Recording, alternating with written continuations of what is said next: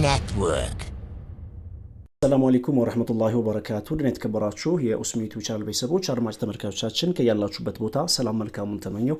ሁለት መረጃዎችን ላደርስ ተከስቻለሁ። የኢትዮጵያ ንግድ ባንክ ያወጣው መግለጫ በተመለከተ ወይንም ደግሞ ያወጣው መመሪያ ብዙሃኑን ታሳቢ ያደረገ አይደለም እየተባለ ይገኛል። ይህን በተመለከተ ሙሉ ዝርዝርና ሙሉ መረጃ አብረን ያለን ስለምንድነው ይሄ ጉዳይ የተነሳው የሚሉትን ዘርዘር አድርገን ያለን። ሸገር በሚባለው ከተማ አንድ ሰው ወደ 100 የሚሆን የቤት ካርታ እንዳለው ተሰምቷል። ይሄ እንዴት ሊታወቅ ቻለ? ይሄን ሙሉ ዝርዝሩ ምነግራችሁ ይሆናል። ቪዲዮአችንን ላይክ ሼር ያደረጋችሁ እንዲሁም ደግሞ አዲስ ከሆናችሁ ዌልካም ሰብስክራይብ በማድረግ የዶል ምልክቱን በመጫን ቤተሰቡን ተቀላቀሉን። የኢትዮጵያ ንግድ ባንክ ለቤትና ለመኪና ብድር ለመስጠት ያወጣው መመሪያ ብዙሃኑን ታሳቢ ያደረገ አይደለም መባሉን ሰምተናል። በአመት ከ1 ሚሊዮን በላይ የቤት ፍላጎትና ከ300,000 የቤት አቅርቦት ብቻ ባለባት ኢትዮጵያ የቤት ችግር አሳሳቢ ሆኖ ቀጥሏል ይላል የመረጃ ምንጫችን። ያይዘውም እንደገለጹት በደሞዝ የሚኖረው ሰው ቤት መግዛት ይቅርና ለኪራይ የሚከፍለው እያጣ እንደሆን ተናግረዋል። የኢትዮጵያ ንግድ ባንክ ባለፈው አመት መጨረሻ ላይ ቤት የሌላቸው የቤት ባለቤት ለማድረግ ከንግድ ስራ ውጪ የሆነ ብድር ለመስጠት ውሳኔም ማሳለፉ ይታወቃል። በቅርቡም ባንኩ የቤትና የመኪና ብድር ጠያቂዎችን የሚያስተናግድበት መመሪያ አውጥቷል።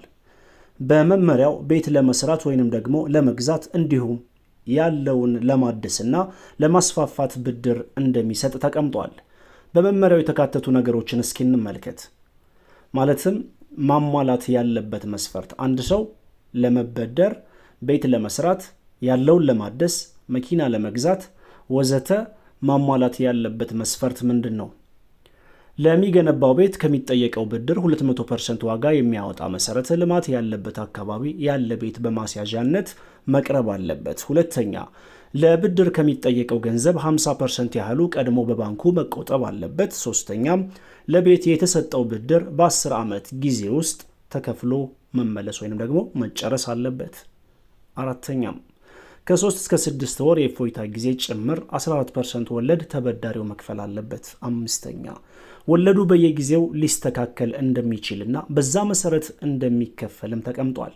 ይሄ እንግዲህ ይስተካከላል ማለት ከ14 በበላይ ከፍ ሊልም ይችላል፣ ከ14% በበታችም ዝቅ ሊል ይችላል። ብቻ እንደ ሁኔታው ይቀያየራል ነው። ስለ ጉዳዩ በሰፊው ያወራሩት በወልቂጤ ዩኒቨርሲቲ ፋይናንስ መምህሩ ዶክተር ካሳሁን ወልዴ ለሸገር ኤፍኤም ሬዲዮ በሰጡት ቃል ቅድመ ሁኔታው ከፍ ማለቱ ብዙሃኑን ያገለለ ነው ብለዋል።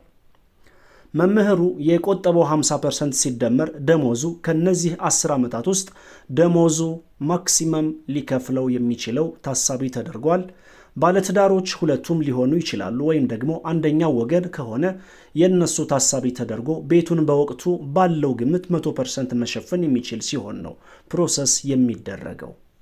ለዚህ ነው እንደ ኮላተራል 200% የተባለው በማለት ብድሩን የብዙሃኑን ጥያቄ የሚመልስ አይደለም ሲሉም የገለጹት።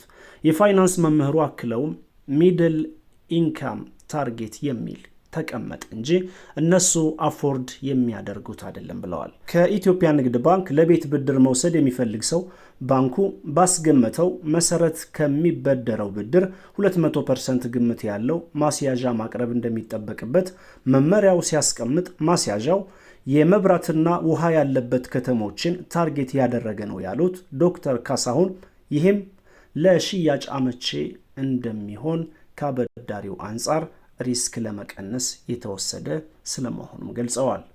የፋይናንስና ኢንቨስትመንት ባለሙያው መርዕድ ፍቅረ ዮሐንስ ኢኮኖሚው አብዛኛውን የሚፈቅድለት አይደለም፣ የሰው ቁጠባ መንምኗል ወይንም ተመናምኗል፣ የትኛው የመንግስት ሰራተኛ ወይንም ደግሞ የግል ሰራተኛ ነው የሚችለው በማለት ባንኮች ብድር ቢያመቻቹም ሰፊውን ማህበረሰብ ያማከለ እንዳልሆነ የገለጹት። ይህ በእንዲህ እንዳለ በሸገር ከተማ አንድ ሰው ወይንም አንድ ግለሰብ ከ100 ካርታ በበላይ ወይንም ደግሞ 100 ካርታ እንዳለው ሰምተናል።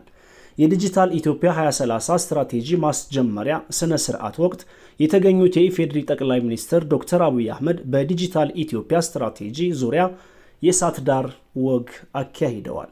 ጠቅላይ ሚኒስትሩ ውይይቱን ያካሄዱት በኢኖቬሽን እና ቴክኖሎጂ ሚኒስትሩ በለጠ ሞላ ጋር ሲሆን በተጨማሪም ከታዳሚው ለተነሱላቸው ጥያቄዎችም ምላሽና ማብራሪያ መስጠታቸውንም ሰምተናል። ከቢሮክራሲና የመሬት መረጃ ወይንም ደግሞ ላንድ ኢንፎርሜሽን ሲስተም ጋር በተያያዘ የሚስተዋሉ ችግሮችን ያነሱት ጠቅላይ ሚኒስትሩ እነዚህን ችግሮች ለመፍታት የመንግስታቸው ኦቨርሳይት የማድረግ አቅም ማሳደግ ላይ እየሰራ መሆኑን ጥቆማ ሰጥተዋል። ይህን አቅም ለማሳደግ እንዲቻልም በአዲስ አበባ፣ ሸገር፣ ቢሸፍቱ፣ አዳማና አንዳንድ ከተሞች ላይ የላንድ ኢንፎርሜሽን ሲስተም የመሬት መረጃ ስርዓት ከሞላ ጎደል 100% መመዝገብ ተችሏል ብለዋል። አያይዘውም እንደተናገሩት ምን አገኘን የተባለ እንደሆን አንድ ሰው ሸገር በሚባለው ከተማ ውስጥ ከ100 በላይ ካርታ ያለው ሰው አግኝተናል ብለዋል። ይሄ ከ100 በላይ ካርታ ወደ ጂኦስፓሻል ሲስተም ካልገባ በቀር ከእነዚህ ሁሉ የተከመረ ወረቀት በማየት መነጽር ለይተን ይህ ሰው ብቻ ለይተን ልናወጣ እንችላለን፣ አይገናኝም ብለዋል። የጂኦስፓሻል ሲስተም ኢትዮጵያ ውስጥ እንዳይገባ የነበረው ፍላጎትና የቢሮክራሲ መጨናነቅ የሚታወቅ ቢሆንም ዋና ዓላማው ግን ጥቂት ሌቦች አላግባብ የወሰዱትን መሬት መንግስት ኦቨርሳይት ማድረግ እንዳይችል ለማድረግ ነው ብለዋል። አሁን ያሳካነው አዲስ አበባ ወይንም ደግሞ ሸገር ሊሆን ይችላል። የተሟላ መረጃ ልውውጥ ዳታ ኤክስቼንጅ ከሌለን ይህ ሸገር ላይ 100 በላይ ካርታ ያለው ሰው ቢሸፍቱ 20፣ ጅማ 30፣ ነቀምት 40 ሊኖረው ይችላል። ዳታ ኤክስቼንጅ ካልተሟላ ማወቅ አይቻልም። እንደ ቻናል ቤተሰቦችና አድማጭ ተመልካቾቻችን ይሄ እንግዲህ ጉዳዩ የዚህ ዋና መነሻ ሐሳብ ወይንም ደግሞ የሐሳቡ መጀመሪያ ናሽናል አይዲ ነው። ናሽናል አይዲ ወይንም ደግሞ ዲጂታል መታወቂያ ሲኖር ነው ወይንም በዲጂታል አሰራር ስራ ሲሰራ እነዚህ አይነት ጉዳዮችና መረጃዎችን ማሰባሰብ ላል ይሆናል ማለት ነው። መረጃው ይህን ይመስላል። ቪዲዮአችን ላይክ ሼር አድርጎ ሰላም አለይኩም ወራህመቱላሂ ወበረካቱ።